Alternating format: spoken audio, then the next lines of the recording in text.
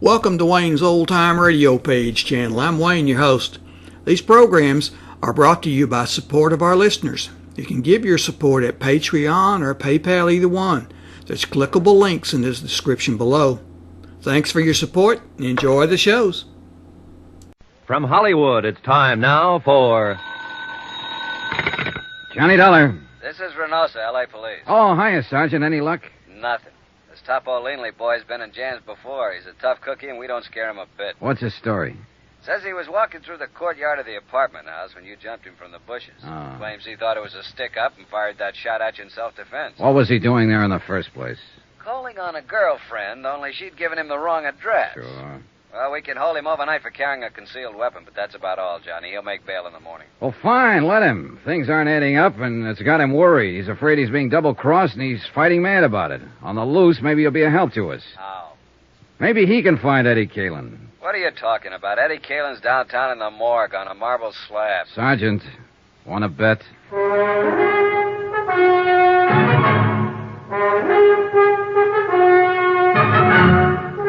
Tonight and every weekday night, Bob Bailey in the transcribed adventures of the man with the action-packed expense account, America's fabulous freelance insurance investigator. Yours truly, Johnny Dollar.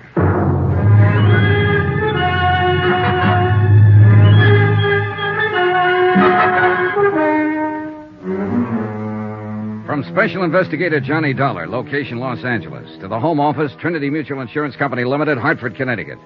Assignment, The Caylin Matter. Expense account continued. I was following a hunch, one that had started when Sergeant Reynosa said the police found the door of the Caylin apartment locked on the night of Eddie's death, locked with a key. And now the hunch was stronger. The way Leanley had acted, Topo Leanley, the gambler from whom Eddie had won $60,000 that night. Things like Lila Caylin had said about her husband, they all added up. But it was still only a hunch, not proof. And proof I had to have. And at the moment, the only chance I could see of getting it was to backtrack on Eddie Caylin. His hangouts, his contacts, his missing friend, Pete Steimer, his movements during the hours before his car was found blazing at the bottom of a canyon in Palos Verdes. In a way, what I had to do was bring him back to life. Expense account item 6, $14.10. Transportation 2 and incidentals at a dim little hole-in-the-wall bar out on Santa Monica Boulevard called the Cafe Eloines. It was an out-of-the-way clip joint dedicated to the mood Caribbean, complete with palm fronds, drinks, and coconut shells, and a lovely little hostess with a beautifully developed and well-rounded Latin accent. You would like a nice table, amigo? Oh, this one's fine. But I would like a nice talk. Sit down, honey. Let's get acquainted. Well, maybe for a few minutes. My name is Pepita. Of course. What else? I'm Johnny Dollar. That's a funny name. Oh, I'm a funny guy. Will you buy me a drink? Is that the gimmick here? Gimmick? Well, what do you order? A champagne cocktail? Well, see. For which I pay $2. It's made with 10 cents worth of sauterne. You get a $1 kickback. Isn't that the way it's played? Are you with the Vice Squad? No, forget it. Relax. Hey, look. I'll do better than buy you a drink. What are you doing after you're through here? No dates. When I quit work here, I go straight home, amigo. And I live with my mother. Oh, well, that's a very good arrangement. Cheaper that way for both of you. But here's $10. What I want from you is some information about a customer who comes in here a lot, or used to anyway.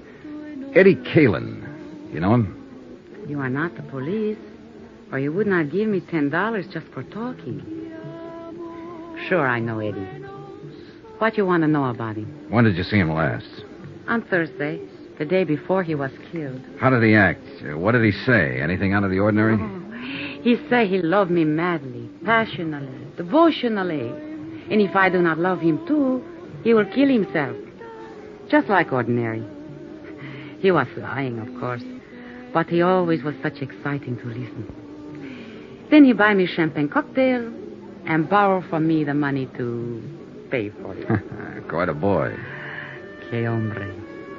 He was, how you say, he was the most. Yeah. How long was he in here that night? Quien sabe? 1 hour, perhaps? By himself? No. With his amigo, with Pete. Pete Steimer, huh? Yes. Have you seen Pete since then? No. I do not think nobody has seen him. What do you think's happened to him? Who knows? Maybe he is too sad for Eddie dying. So he is hide out someplace all by himself. Well, it's a theory. Did Eddie seem worried that night? No. Scared? No, not scared. Nothing special on his mind, apparently. No, just like always. Just like Eddie. You know. No, I never met him. Oh? Then why you ask this question? Oh, just a routine business matter. What about women? Women? Yeah, other girlfriends of Eddie's. And next to you, of course. Oh, next to me. With Eddie, every girl was first. Well, what about the nightclub here? Any of them come in here, work here? Oh, Eddie was too smart for that. In each one place, only one girl. That way, no trouble. Eddie was smart. Yeah, he was the most. See. What about girls in other places around town? Do you know any of them? No, I do not know any, but... But you've heard rumors. Well, there is a place which is called the Brass Monkey. Ah, yeah. They have girls there which, how you say it, they take off some clothes and go jump around with the music. Strippers? Well, strippers.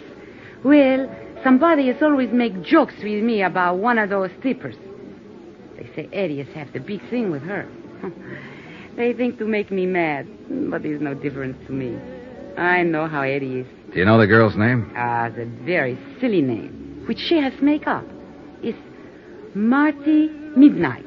Marty Midnight. She has black hair like me, but mine is natural black. Oh, yeah, sure. I figured as much. It's very beautiful. Muchas gracias, Johnny. Well, thanks for some pleasant conversation. You are leaving now? Yeah, what? But maybe you will come back. No? I wasn't planning to. At 1 o'clock, I am through working. If you will come back... No? No. We wouldn't want to worry your poor old mother, would we? Keep her waiting up. What are you talking about? My mother is living in Havana, Cuba. Expense account item 7, $23.40. More transportation and some more of those incidentals. This time at the Brass Monkey Inn. That name had come up twice now. Eddie Caylin's widow had mentioned it first. So I figured I'd better have a look at it. The Eloines had been a fairly quiet place, dimly lighted with a big play on that mystery of the jungle routine.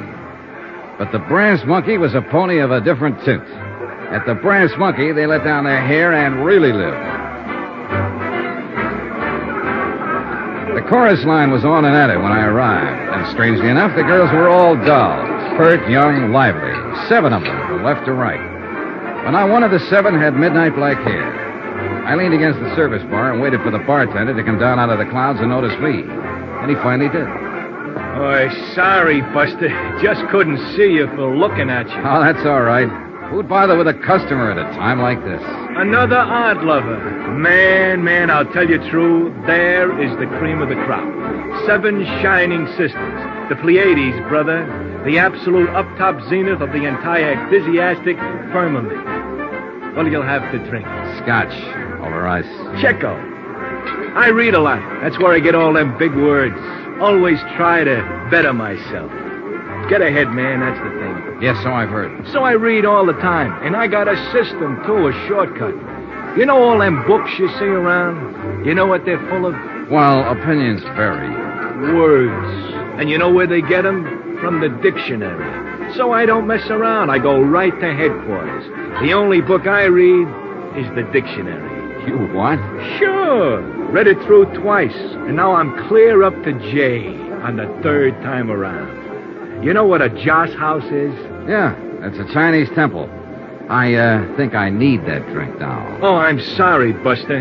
Here you are. Say, you're pretty smart yourself. Oh, I'm a pedant. Pedant. That's with a P. Nah, I won't get to that for another 3 months.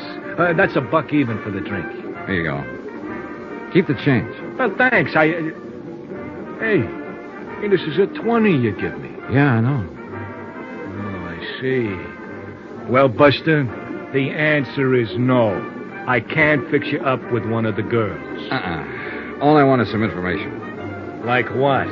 Like, where is Marty Midnight this evening? Oh, that I wouldn't know. She hasn't been around since, Well, not for the last 4 or 5 nights. Since Eddie Caylin was murdered?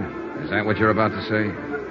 Police? Insurance investigator. The company I represent issued a policy on him. Eddie Caylin with insurance? Yeah, he took it out about 2 months ago. Who's the beneficiary? His wife. Well, I never met the gal, but I guess she's got something common. She must have took quite a beating off of Eddie. Man, that cat could really operate. So I gather. You happen to know where Marty lives? Nah, she moved a few weeks ago, after she took up with Eddie. I don't even know her real name. Hey, is the manager here? I'm the manager, Buster. I hired him, fired him, and in between, just look at him. Oh, man, what a life. Do you know a friend of Eddie's named Pete Steimer? Sure I know. He hasn't been around either. Disappeared that same night, huh? Yeah, that was a bad night all around. There was another guy dropped out of sight, too, a hood named Mike Kelso, one of Topo Leanley's boys. Do you know Topo? He comes in all the time. He's, Hey, wait a minute. You must be the cat that broke his arm. Well, congratulations, felicitations, and happy days. I'll have a drink myself on that. A real popular boy. Huh? Oh, the most. I understand he got his start by leaning out of his baby carriage and shoving his mother under a car. Was he in here that night? Well, sure. That's where Eddie met him. I told Eddie to stay clear of that game. And was I right? And you think that's why he was killed, for the $60,000 he won that night? Buster, that's the type of question I never answer. And that's exactly why I stay so healthy. Well, you don't have to answer. That's where all the logic points. Eddie met Topo Leanley in here that night and was invited into one of Leanley's big-time poker games. Eddie was lucky, plenty lucky, and Leanley got hit hard. He decided he wouldn't stand still for it, so he and his muscle man, Mike Kelso, went around to Eddie's apartment, beat him up, got the $60,000, took Eddie out to the Palos Verdes Hills, ran him off the cliff, and set fire to his car. Any reason why it couldn't have happened like that? No. But there are a lot of loose ends. Like what has happened to Pete Steimer and Marty Midnight? Scared silly, hiding out. Mike Kelso. Same thing. He's sweating it out, waiting to see which way the wind blows. Or there's whispers around that he double-crossed Topo and ran out with the dough. Could be. But I keep remembering that door. What door? To Eddie's apartment. It was left locked with a key. So what's it got to do with every... Uh-oh, the police. I'm raided again. Hey, Red, dump that water, bar, whiskey down a sink. Jackie, get back there and tell the girls to cover up. Now, take it easy, you cats. Just keep your seats. Everything is copacetic. Relax. It's not a raid. That's Sergeant Reynosa. He's handling the Caylin case. Buster, a cop's a cop no matter what he's handling. Now, shake it up, Red. Turn on that water in the sink and dump it all in. What the devil are you doing here, Johnny? Having a drink? What's up, Sergeant? I'm looking for a girl who's supposed to work here, named Marty Midnight. So am I. What's your reason? Suspicion of murder. What? The guy was killed in her apartment about an hour ago. The neighbors heard the shots. And it's real crazy, Johnny. It just can't be, but it is. We got a fast check on the fingerprints. You know who the guy was? Sure. It was Eddie Caylin.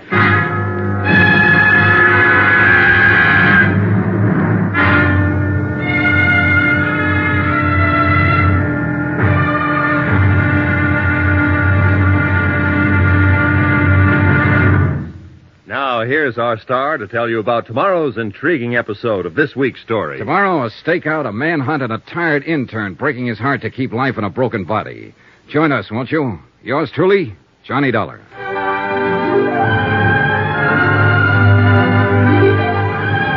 Yours truly, Johnny Dollar, starring Bob Bailey, is transcribed in Hollywood.